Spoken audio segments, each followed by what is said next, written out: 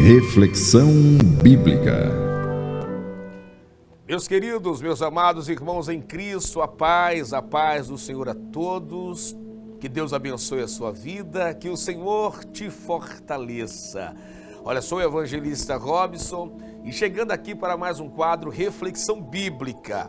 E tem um tema aqui que é muito forte, tá?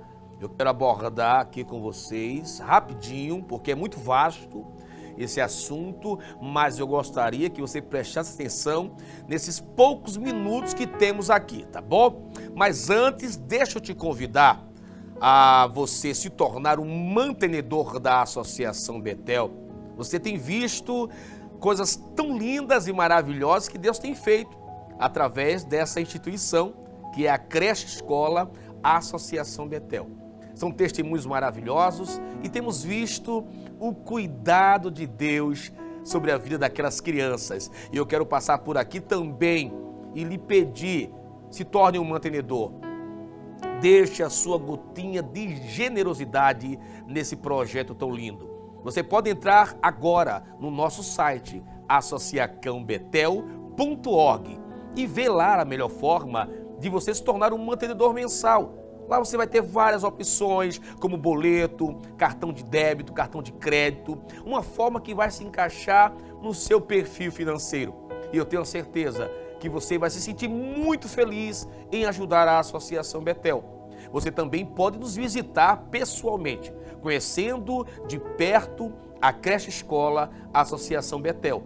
Muito bem localizada na rua Professor Severiano Tolentino, número 196, no bairro de Piedade. E para maiores informações, você pode entrar em contato com a gente pelo DDD 819-8646-1039. Aproveite também para acompanhar os trabalhos da Associação Betel pelo nosso Instagram, @associacãobetel, com 2 L's no final. E se você deseja fazer agora uma transferência via chave Pix, eu também vou colocar à sua disposição a chave Pix da Associação Betel, que é o CNPJ 49, anota aí, tá? 49 507 422 000147, em nome de Associação Betel. Repetindo para você, 49 507 422 000147. Deixe aí a sua gotinha de generosidade nesse projeto. Lembrando no que diz a palavra de Deus, lá em Provérbios, o capítulo 22 e o verso 29. O texto diz que quem é generoso será abençoado, porque reparte o seu pão com o pobre, com o necessitado. Pense nisso e deixe a sua gotinha de generosidade nesse projeto. Vem comigo aqui para esse momento também de reflexão bíblica, carta do escritor aos Hebreus, o capítulo 10 e o verso 25, para a gente meditar aqui. Hebreus, o capítulo 10, verso 25, o texto diz: não deixando a nossa congregação, como é costume de alguns. Em algumas traduções, não deixem de congregar, como é costume de alguns, mas antes demonstrando-nos uns aos outros, e tanto mais quanto vedes, pois o grande dia se aproxima. Palavra de Deus para as nossas vidas. E é interessante esse texto escrito há mais de 2000 anos atrás. E o escritor anônimo dos Hebreus, alguns tentam intitular esta obra dos Hebreus ao apóstolo Paulo. E há outros aí, heróis da Bíblia, mas a Bíblia não menciona o escritor. Mas havia uma preocupação aqui. Havia uma exortação acerca da perseverança na fé. Porque naquela época, alguns já estavam deixando de congregar.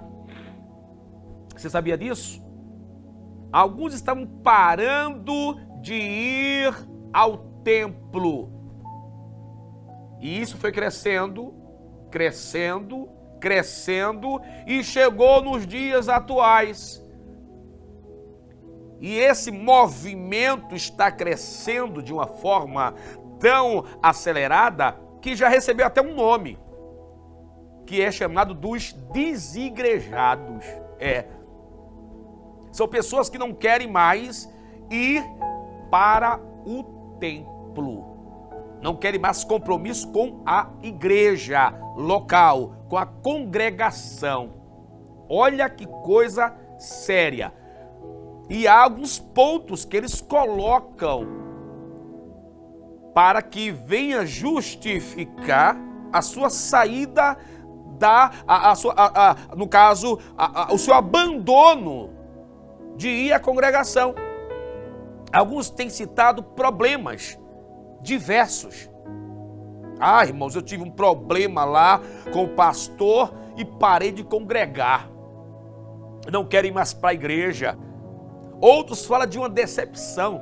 Irmão, eu tive uma decepção tão grande, irmão, tão grande lá dentro da minha igreja, que eu não quero mais saber de igreja. O outro diz, olha, irmão, lá o pastor de lá, eles têm uma doutrina lá, eles têm uma forma de tratar que eu não gosto, e eu parei de ir para a igreja, não vou mais para a igreja. E o que está acontecendo, essas pessoas estão dizendo, sabe o que agora? Que não precisam do templo, da igreja, para servir a Deus. Irmão, eu tenho Deus na minha vida, eu tenho Jesus na minha vida, para que ir ao templo? Olha aí a forma que esse movimento está crescendo.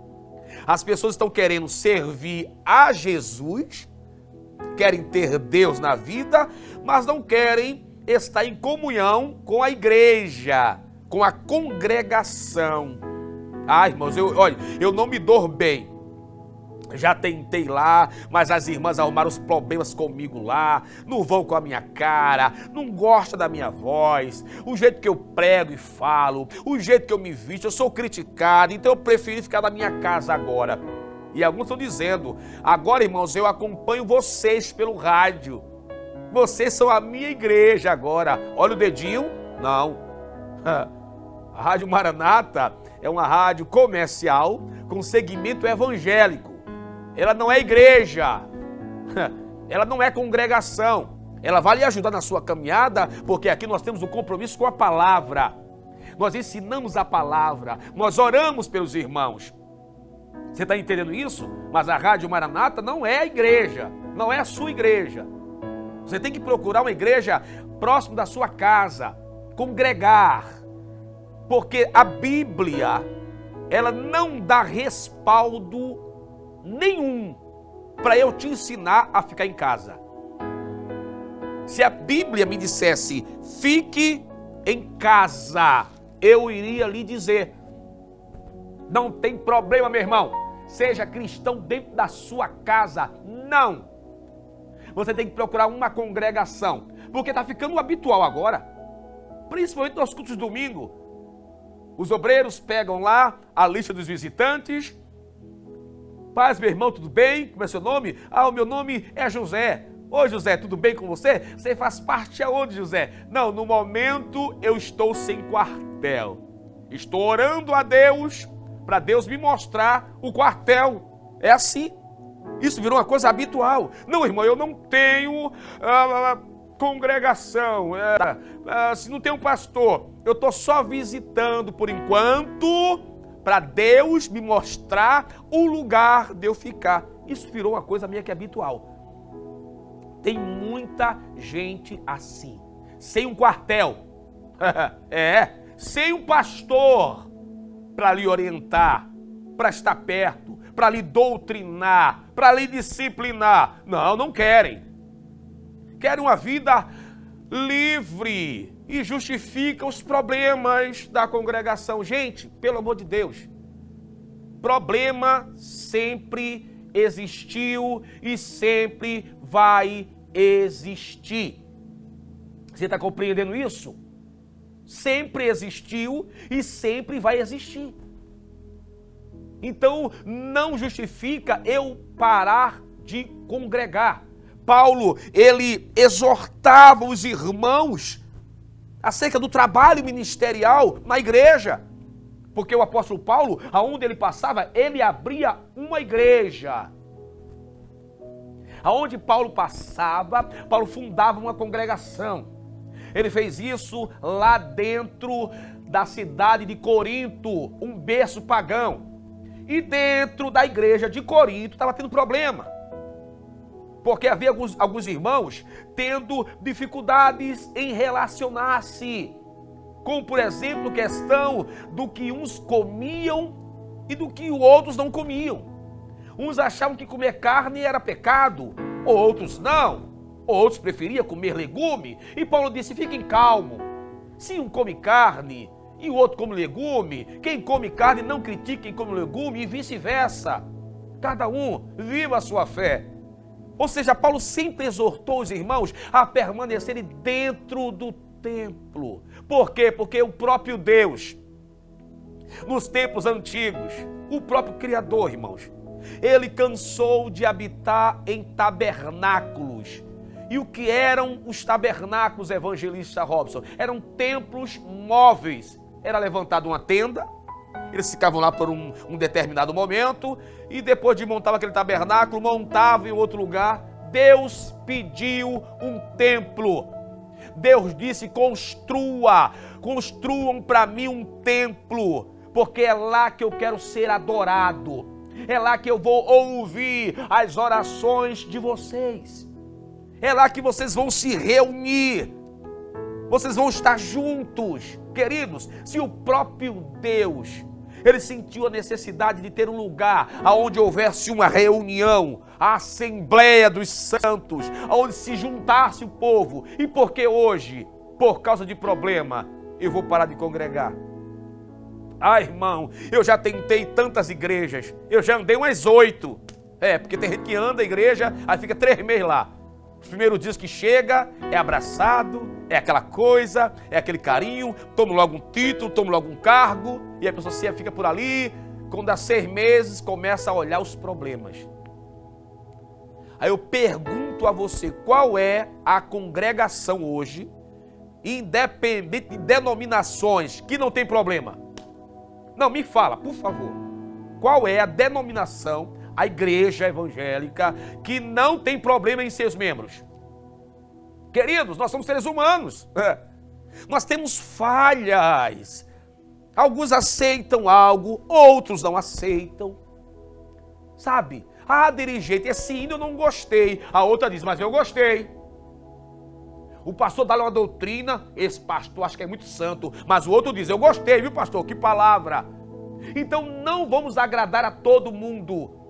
Então teremos problemas dentro de congregações, sim, mas com fé em Deus. Precisamos crescer mutualmente, amando os nossos irmãos, perdoando, ajudando a eles na caminhada. Foi o que o escritor aos Hebreus disse: se ajudem, se fortaleçam, estenda as mãos uns aos outros, mas não deixe de congregar, porque está crescendo. A primeira pesquisa em 2003 sobre os desigrejados, mas não saiu no censo. A segunda pesquisa, 2010, se não me falha a memória.